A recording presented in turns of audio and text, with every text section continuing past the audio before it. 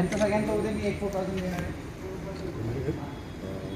आहे. 7 तारखेला कामनवणे गावामध्ये वर्षा वासुदेव जोशी वय वर्ष 65 यांचा दुर्दैवी मृत्यू झाला होता. त्यामध्ये पोलीस तपासामध्ये असं कळालं आम्हाला की त्यांचा खून केला गेलेला आहे.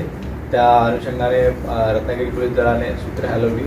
आमचे ॲडिशनल SP, आमची SDPO, इथले चिपळूणचे PI यांची टीम तसेच LCBची टीम अशा सगळ्यांनी तपास करत असताना असं निष्पन्न झालेलं आहे की जयेश भालचंद्र गोंधळेकर या इसमाने त्यांचा निर्गुण खून केलेला आहे.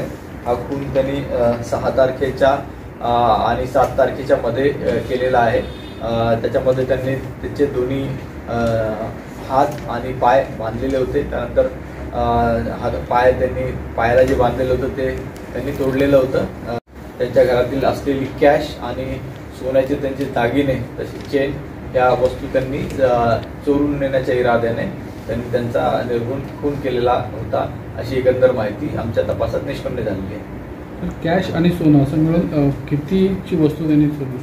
एक्झॅक्ट आकडा त्यांचा साधारणतः आरोपीच्या सांगण्यानुसार त्यांनी 27,000 कॅश याच्यामध्ये घेऊन गेला होता. तसेच 4 सोन्याच्या बांगड्या, चेन आणि एक पोत अशा प्रकारचा त्यांनी ऐवज त्यांच्या घरातून घेऊन गेलेला होता.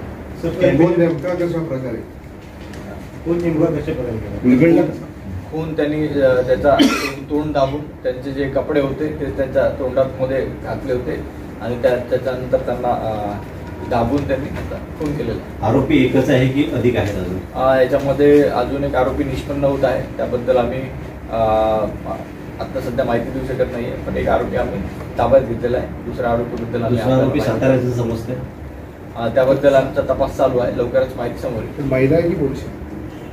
पुरुष आहे.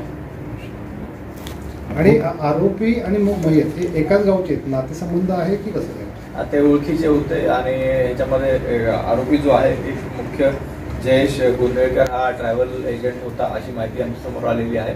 आणि याच्यातूनच ज्या महिला ज्यांचा खून झालेला आहे वर्षा जोशी आणि हे एकमेकाच्या ओळखीचे होते. ते फिरायला जायचे, ट्रॅव्हलिंग टुरिझमसाठी जात होते, तेव्हा जयेश गोंधळेकर त्यांना यामध्ये मदत